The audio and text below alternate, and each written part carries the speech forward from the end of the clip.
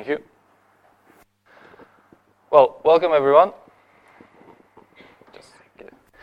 Welcome everyone. Looks like it's a testing room. There's lots of people interested in testing. Or is anyone not interested and want to be interested in? Just raise your hand anytime. So we'll start. So what this session is about, I specifically put the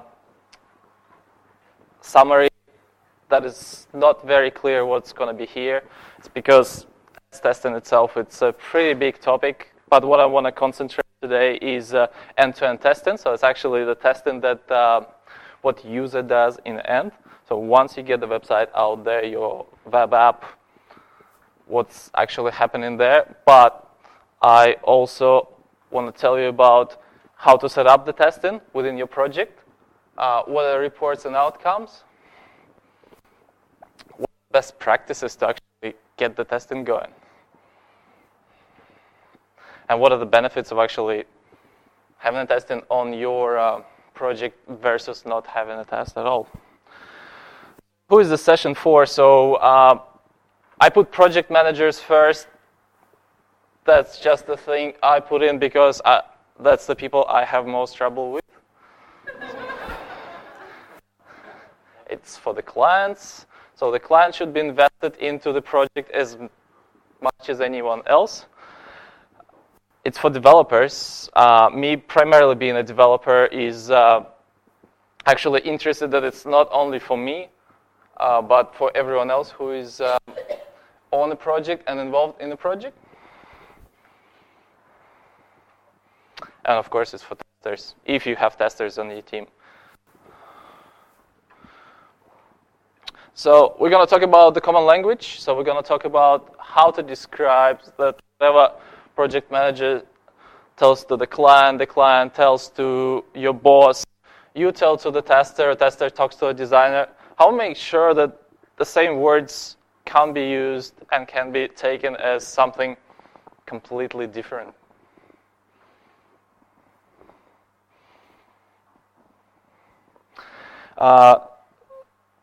We're going to look at how we can actually complete the project and how testing can help us do that.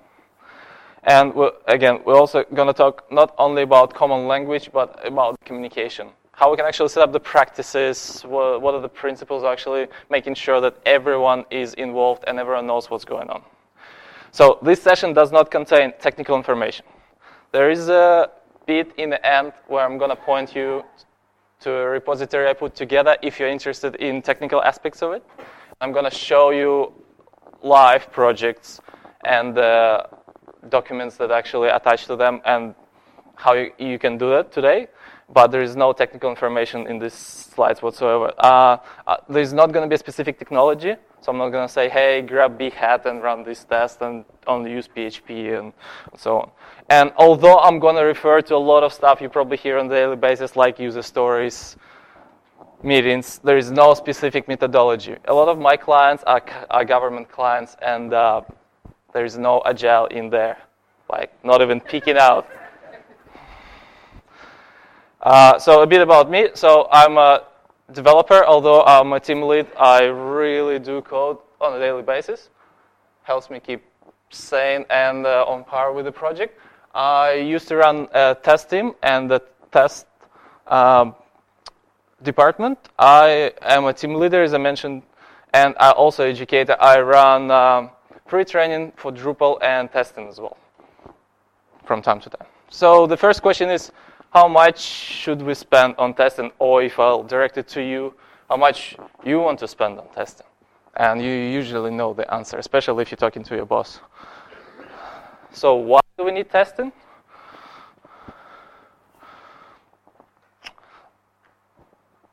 Some say it's a reputation. Some say it's making sure that we don't spend a lot of money, don't start from the beginning every time. Some say it's actually make sure that we're up and running. But here's a situation I've seen. I actually graduated from this university 12 years ago, 13 years ago. And in the last 13 years, I've seen a lot of cases where a junior developer, and I was one like that, I come to work, I get employed, no one tells me, okay, what do we worry about is quality first, or anything else comes later. Usually people say, come in, fix something, and move on. So if I'll get an intern job, if I'll invite a person who just graduated, or I'll get an intern, that's what usually happens. So we'll get someone in, and instead of teaching them good practices, we actually say, okay, we need a job to get done, and we understand that because there is a budget, there are things to actually do, and move on. So, but let's say I just got employed, I graduated from this uni, I got employed, I found bug in the software. I'm so happy I take this bug and I run to my manager or a project team lead, and I say, I found this bug in the software. And in a lot of cases, person you escalated to, they're not impressed. This is my experience up to this year. So in probably 60 to 80%, they say, you're disrupting the project. That was supposed to be bug-free software that we delivered to the client yesterday, and the client is testing it. So there's actually a lot of shame in people doing extra testing. And this is very, very bad practice that shows a lot of great problems up to this date. So interesting fact is I found, this is from my experience and something I read, that actually what people say they're going to spend on testing and how much actually testing happening in the end of the project, it's actually almost 3 times more. So if you say I'm going to spend 10 days on testing, usually end up running for 30 days of testing to make sure that the product is delivered. And of course, talking about the reputation, the examples like that are not, and this happened in Brisbane, so not very good for your reputation, especially if you're one of those big guys. And even a small company, we know that the reputation is everything.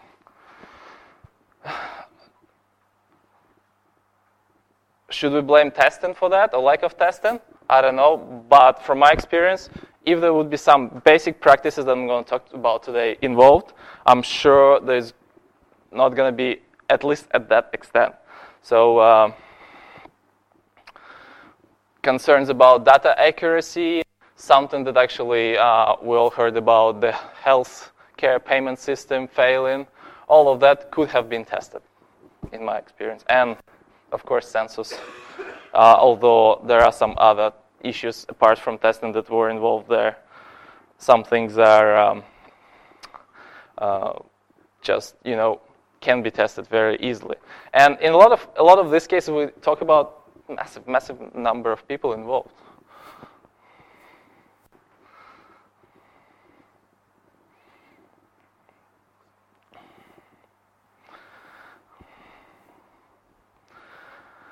So, why project fail? Any guesses? Is it poorly defined goals? Is it the bad communication? Is it over-optimistic expectations? Is it project too complex, or is it everything? So, software cycle works pretty simple. We have requirements, we have implementation, and we have tests. Just as abstract things. So client comes in, tells you the requirement, tells you what they want, then the project manager converts it into the requirements, and developers can do implementation, and then tests are actually written. So what are we actually basing our tests from? Is it requirements? Is that the existing implementation? Is that something that client tells us? And what should we be actually using as a base to make sure we actually test it correctly? Because in a lot of cases, that's how it is. This is your standard model where requirements turn into test, one way or another. So if we say that this button should be clicked and do something like that, we just test it and making sure it's there. In a lot of cases, we don't care if there's something happening on the back end that does something, changes the data or not. But in a lot of cases, that's how it is.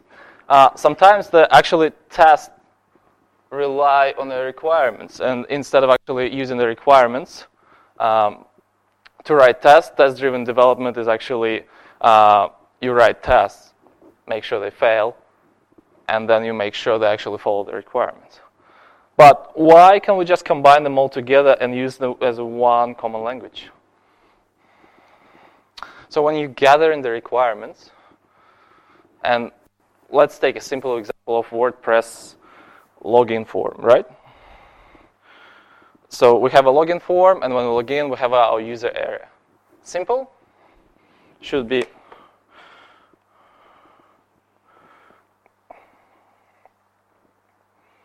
So we have our form, our user, we log in, and that just died. There you go. Something to test.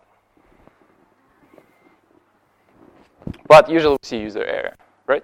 When we log into a WordPress website. So let's talk about the common language.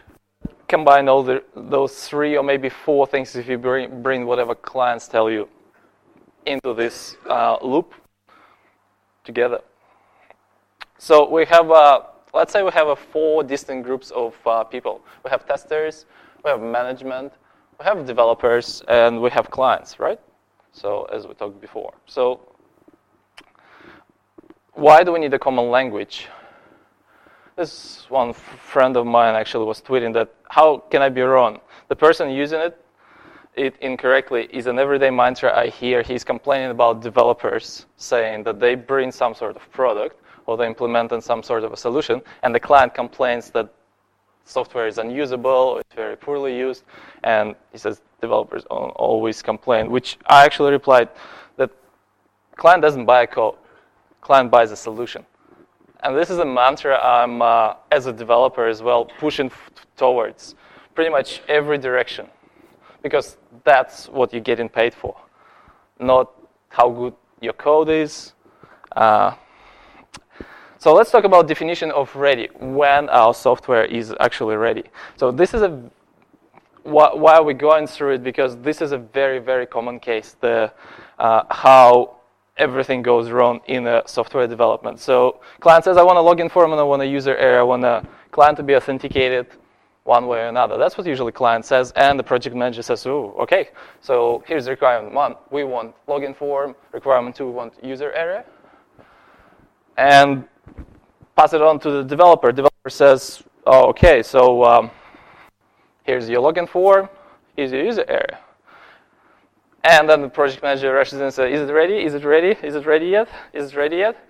And at the same time, it goes to testing, and testers sitting there testing. But then the developer says, wait, I still need to write an automated test, because usually, of course, we all prioritize testing.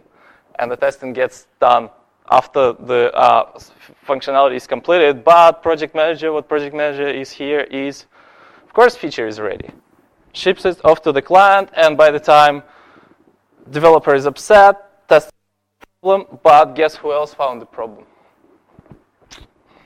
You don't want to do that. You definitely don't want to give them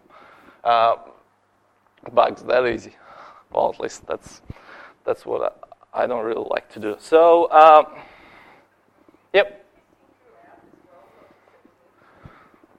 Sorry?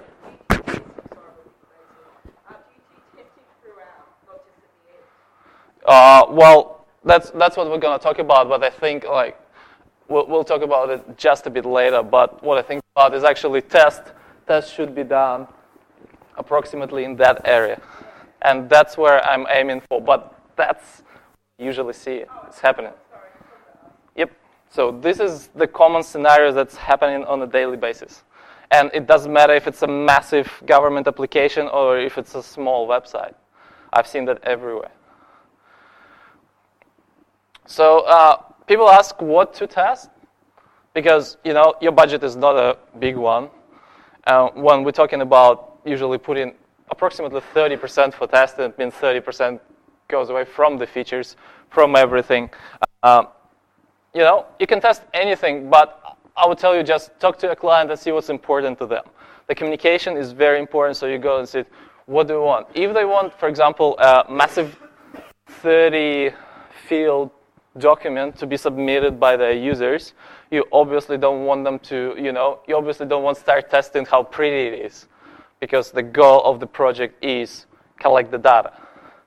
On the other hand, if you're building a website for the marketing agency, you probably don't want it to look pretty bad, something like that. So you would test something different. You would probably test how users respond to it. So it is always depends, but you can test anything really.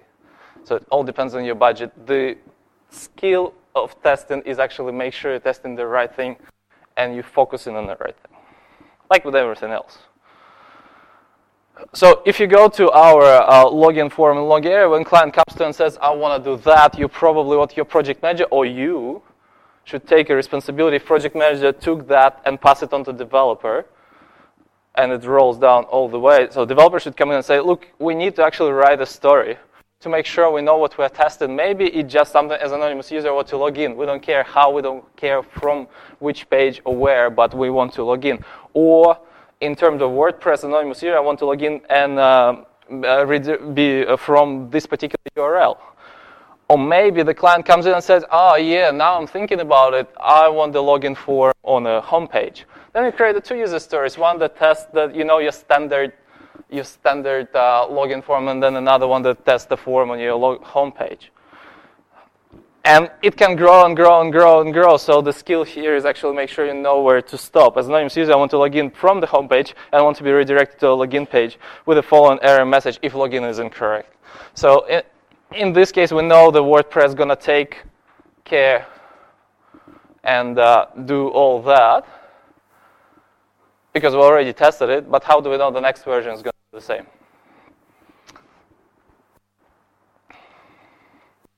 And we can keep going. So from here, we just grow more and more stories. When you read the story like that, just answer the question, do you think there can be two ways you can interpret it or one? And this is where the technical language is no longer an issue. The usage is no longer an issue. So once you establish the common language and say, this is what the client wants, we know what they want. We know they want login form on the homepage, so why don't we implement it? And then the client comes in and says, oh, actually, I want this button blue and one button on the left-hand side of the other button and the form flying from the left-hand side. And this is where you can write more and more stories. So I use a lot of documents when I do testing, and actually two types of documents. But I try to supply them as often as possible because it's a dynamic thing, especially when you do development. So I used to think I use release notes, or I call it changelog, and we also use test reports.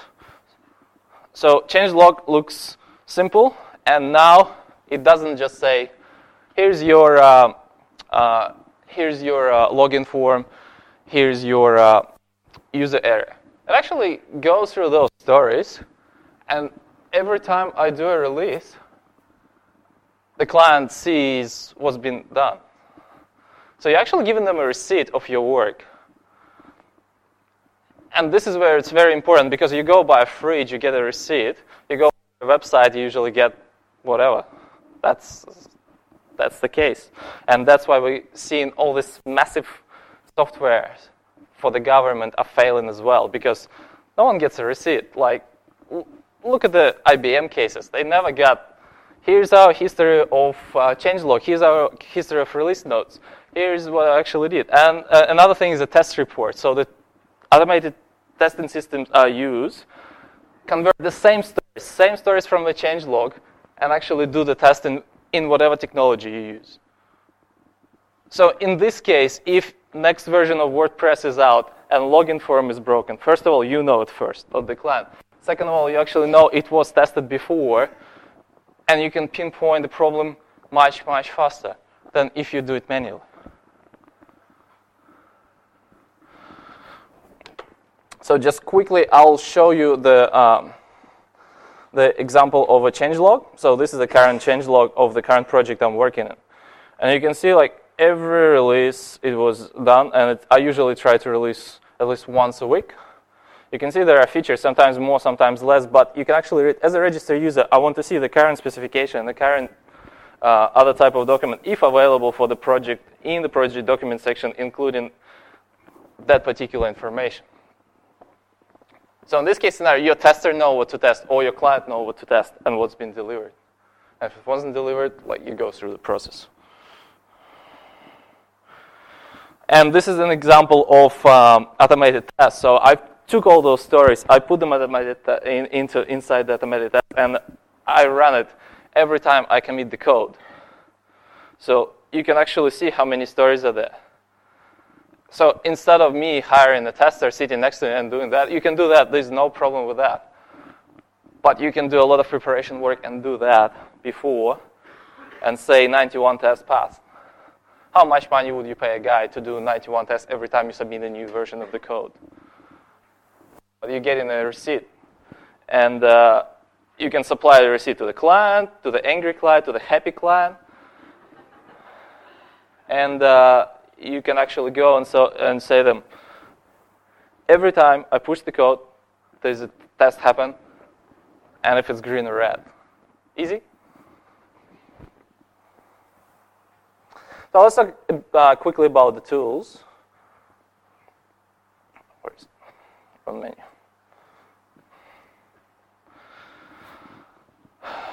So Selenium is a very common tool to use.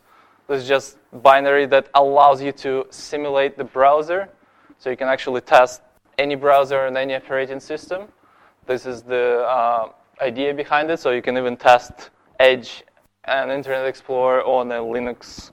So this is a very common tool. And there are a lot of wrappers sitting on top of it, like Nightwatch, for example, that I use. You saw the example of Nightwatch. Behat is another very popular library. I found a WordPress end-to-end test already, so they actually use Selenium as well, and a Chrome driver for it. So, yeah, go check them out. There are services. So, for example, if you don't want to care about your Selenium setup, it is very complex, I must admit, even as a developer. There are services like Browser Stack and Sauce Labs. And in fact, for $100 a month, they allow you to record your to record the screenshots, to record the video of your testing, to record a bunch of stuff, and again provide this more user-friendly receipt to your client if you test them.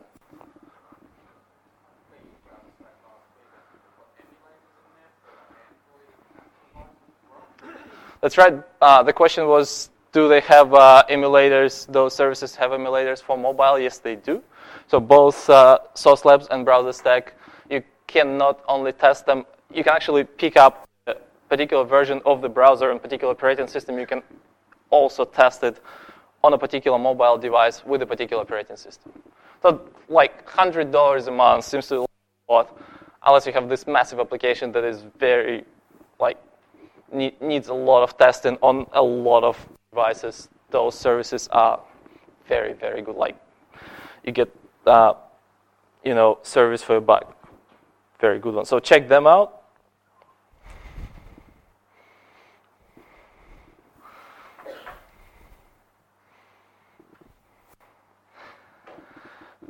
So in the conclusion of this short talk, all I wanted to say is just, when you start the project and when you come in the middle of the project or even in the end of the project, it doesn't cost you much. It will take you 1 day to set up very simple test. Something that's very, very crucial to the project, even if it's simple as testing one page and making sure every time it actually goes up or something pops up, something like that. You can start very easily. It doesn't have to be full coverage. But if there is practice and a discipline of putting at least one test, I'll tell you it will lead to a much greater result and greater communication within the team, with outside the team, and even with your client. Next time you go to the client, sell your project, say, hey, here's how we run the project. It's not just we're building a great website. We also provide you weekly test report and a change log with each release, which we do, I don't know, every 4 days, something like that. So please test very important, and yeah, I hope you enjoyed the presentation. Any questions?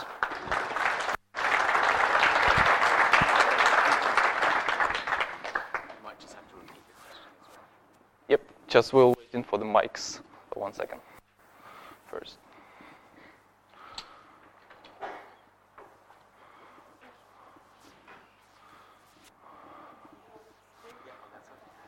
While we're waiting, I put the repo on a Geek Lab, which is freely available, which does a simple login test. There is a tiny bit that needs to be committed, but I'm going to put the link for it on Twitter. So if anyone interested, you can actually have the whole setup already on a GitLab for free. Thank you, Vladimir.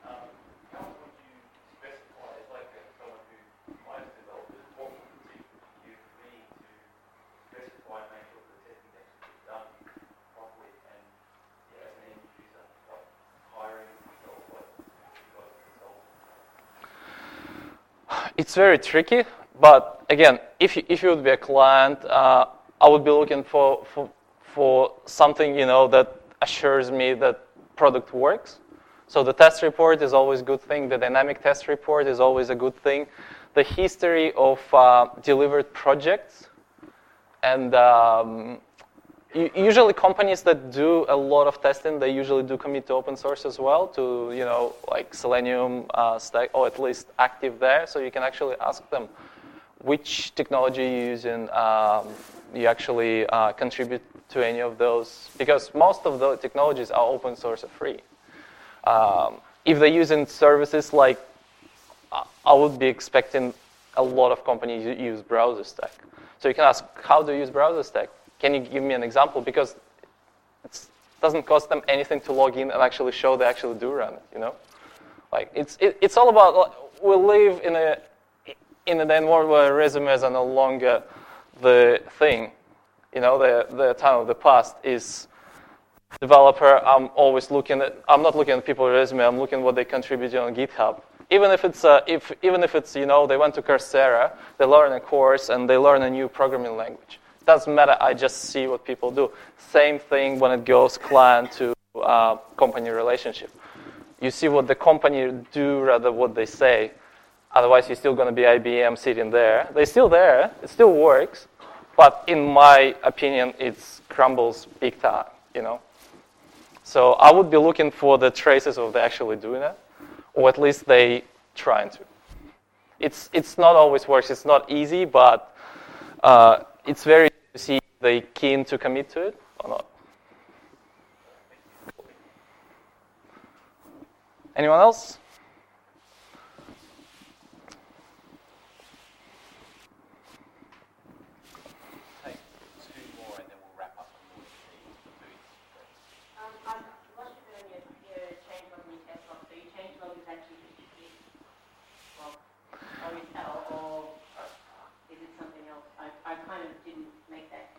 Okay, so, yep, is that all question? Yeah, so what I guess what I wanted to know is that for the change, I actually quite like the idea that you're sort of the change log, like the Git log is something I've always done. The test log is interesting, so I guess I wanted to know, with the change log, is that just extracting your Git commit history, or are you adding more to that? And similar to the test log, is that something that you're taking from that, like that you're automating and generating from comments or things, or are you adding to that? Yep. I just wanted to know. Yep. Good question. Thank you. Again, I'll repeat that. If how to generate changelog or release notes, and do you do it manually? Is there commits? How do you do it? So when I did my first changelog, I basically did it manually. So I put together the issues. So if I'm running the project, for example, from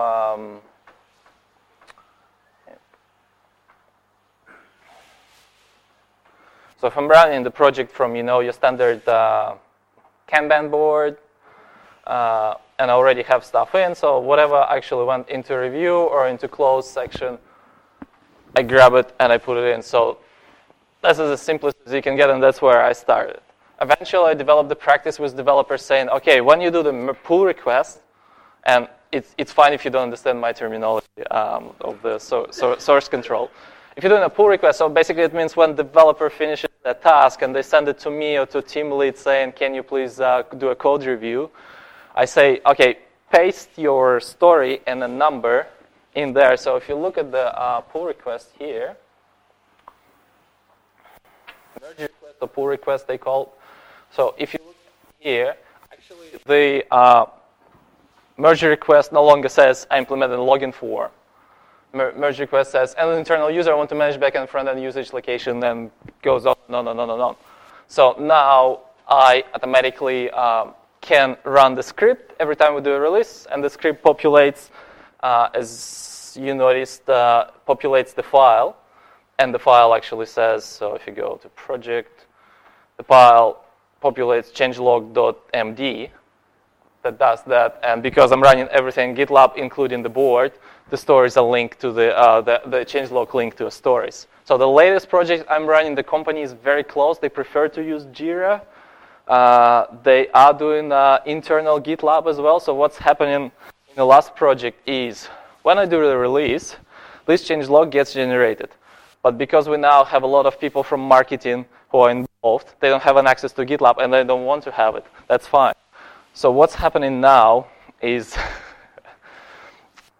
so the log gets generated and pushed to GitLab, but also we automatically tag each story in Jira with a specific tag, and then we generate email and a Slack message that sends saying, changelogs available through a GitLab link, which you can easily get here for a particular release, or because I cannot show you Jira because it sits internally somewhere, it actually links to a page with Jira with this particular tag, which is the same release, and they can see, whoever doesn't have access to a development environment, they actually can see the all the stories from Jira on this one page, tagged with this particular release.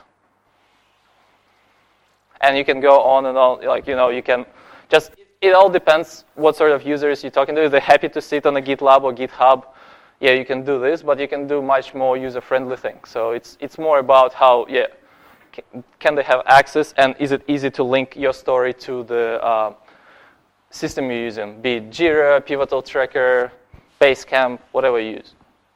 Does that answer your question?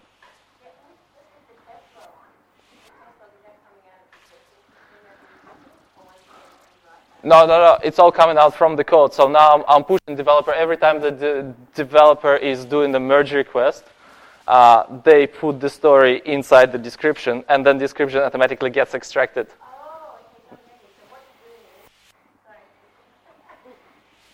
Okay, so I'm hearing you. So what you're actually doing is, and the reason I'm asking, just because for small sort of businesses and stuff, it's really quite a good thing to do, right? Because the big thing when you get to testing is then spending the time to create testing stories and, all those scenarios around it. So what you're doing here is your changelog that you're doing is just your normal Git log, and by adding the story component in it, you're able to extract that story component into a test log.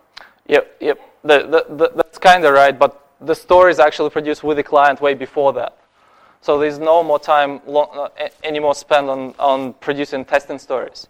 And that's the common language I was talking about, is you produce the story with the client. So I'm sitting literally down with the client. I create the story on the board here. So I create the story on the board. I put the story here, and then developer grabs the story and implements it, writes a test, and then do a pull request. And when I do the release, I grab all these descriptions from pull request and generate the Git log automatically. That's the whole life cycle. Okay, do you use that with that? So the test log that you're producing in that scenario is more unit testing than user experience?